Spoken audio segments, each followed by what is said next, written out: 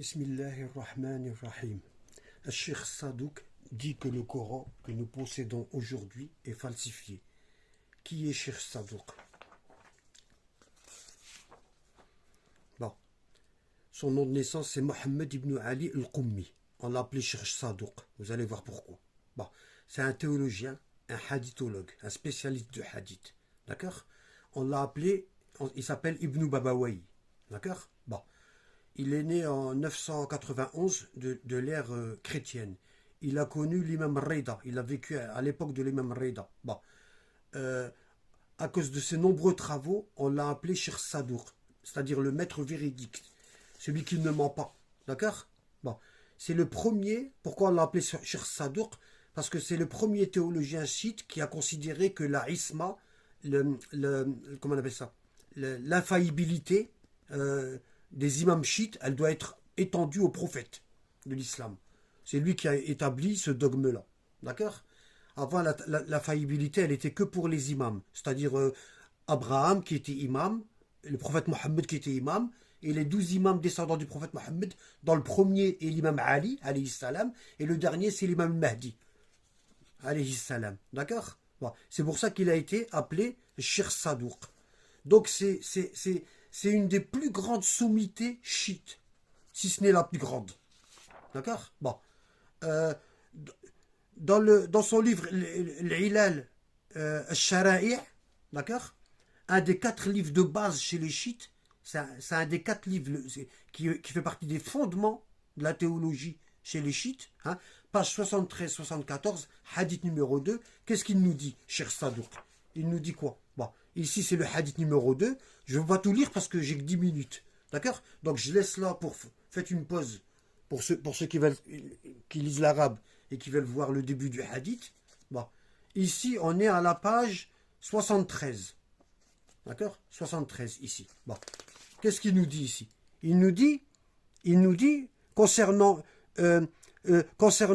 Salomon, Allah il dit dans le Coran que lorsqu'il est mort, il était accoudé sur sa canne et il y a la bête, un termite, qui a mangé la canne et il est resté comme ça 40 jours, hein, debout. Et les djinns, ils continuaient leur travail. Ils travaillaient pour lui parce qu'ils avaient peur de Salomon. Voilà. Et quand la bête de la terre, la termite, elle a mangé la canne, Salomon, il est tombé, il est mort. Et là, les djinns ont dit, oh, il est mort, ils ont arrêté le travail. Bref. Le but, c'est pas d'expliquer toute l'histoire. Donc, le verset, il est là. فلما خر تبينت الجن أن لو كانوا يعلمون الغيب ما لبثوا في العذاب المهين. Bon. Donc il dit lorsque Salomon, lorsque les djinns ont vu que Salomon y est tombé, hein, ils n'ont pas vu tout de suite qu'il était mort, hein, ils ne sont pas aperçus tout de suite qu'il était mort, hein. Comment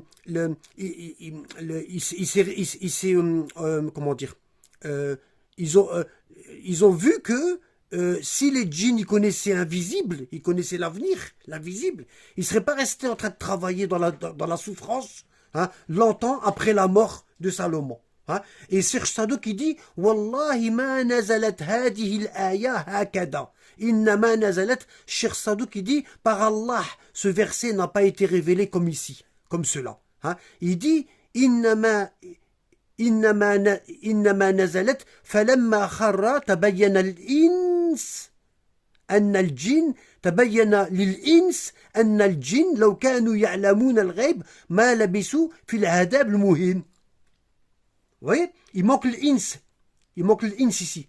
Le verset les hommes, hein, les hommes, il n'a pas été mis dans le Coran. Hein, et le vrai verset, c'est celui-ci. Hein, ça veut dire, hein, Falamma kharra, lorsqu'il est tombé sous les mains, les hommes ont su que les génies ne connaissaient pas l'invisible. Et ils ont oublié les hommes. D'accord? Bon, ici, toujours dans un autre livre de Cheikh Sadouk, Uyun Akhbar Rida, les informations concernant l'imam Rida, Cheikh Sadouk, tome 2, page 115. Qu'est-ce qu'il nous dit, hein? Donc ça c'est hadith rapporté par hadith de l'imam Rida ici, d'accord? 19, d'accord? Page 115 ici, d'accord? Concernant le verset de Surat al-Baqarah 210, hein, وسألته عن قول الله عز وجل, j'ai posé à l'imam Rida concernant la parole d'Allah, ici, 210, hein, هل ينظرون إلا أن يأتيهم الله في ضلال من الغمام والملائكة. Donc le verset c'est comme ça qu'on l'a dans le Coran, on l'a comme ça. قال يقول هل ينظرون إلا أن يأتيهم الله بالملائكة في ضلال من الغمام وهكذا نزلت. هكذا نزلت. Ce verset il a été révélé comme ça et non pas comme ça. D'accord? Bon, beaucoup d'erreurs lorsqu'ils ont recopié le Coran. Ils ont enlevé des choses, ils se sont trompés sur certaines choses. Ce que les gens ne comprennent pas, ce que les pseudo-sunnites et les pseudo-chiites et les coranistes ne comprennent pas, c'est que le Coran que nous avons entre les mains aujourd'hui, il a été écrit par des hommes, des compagnons.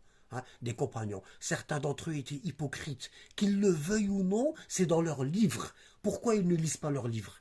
Pourquoi ils ont peur de lire leurs livres, hein? Je vois des lives, ils sont toujours en train de parler des pseudo-coranistes, des pseudo-sunnistes, soi-disant ils connaissent bien la langue arabe, hein? Ils sont toujours en train de parler. Ils ne sortent jamais un seul livre.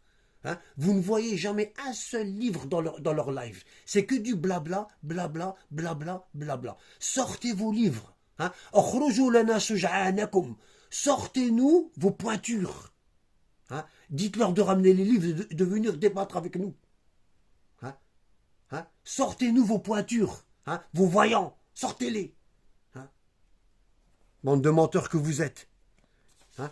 Donc ici, toujours dans le même livre, hein, il dit, hein, يعني, hein, فلما خر تبين الجن أن لو كانوا يعلمون الغيب ما لبثوا في العذاب المهين. قال الصادق عليه السلام ما نزلت هذه الآية هكذا إنما نزلت. Il dit le verset là, il n'a pas été révélé comme ça. Il a été révélé comme ça, comme ceci. D'accord? Ils ont oublié le ins. D'accord? Hein? 240. Hein? Ici, toujours dans le même livre, hein, page 110, hein, Sawab min qara'a surat al-Ahzab. Les mérites de celui qui lit la surat al-Ahzab, les coalisés.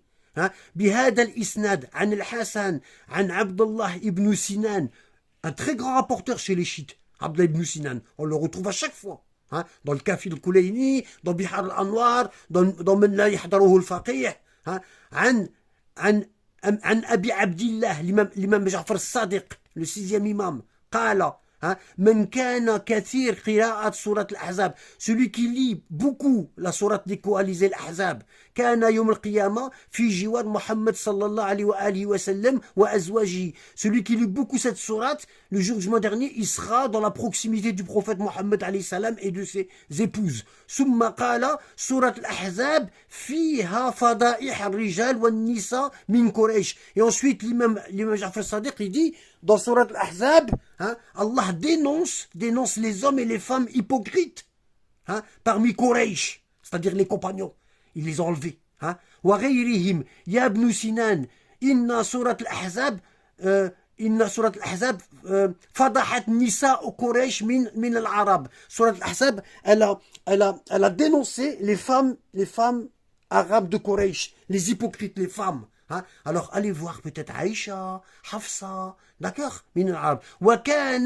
وكانت أطول من سورة البقرة ولكن نقصوها وحرفوها. Et il dit, Surat al-Ahzab, les coalisés, elle était plus grande que la Surat al-Baqarah, la vache, plus grande. Hein? Mais ils l'ont diminuée et ils l'ont falsifiée. Hein? Regardez ici.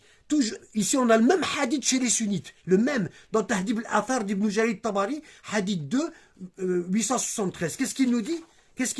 Le hadith, il est là, je n'aurai pas le temps de le dire. Hein. Il dit, Ubay ibn Ka'b, il dit, combien compte de versets chez vous sur al-Ahzab? Et le gars, il lui répond 73 versets. Hein. Et Ubay ibn Ka'b, il dit, hein, à l'époque, on la lisait, elle était plus grande que la Surat al-Baqarah, qui comporte 286 versets. Surat al-Ahzab, elle était plus grande que Surat al-Baqarah. Hein. Hein. Et il y avait dedans le verset de la lapidation. Dans Omar, il dit, on l'a oublié. Barakallahu fikum. Je vais faire un live sur ça.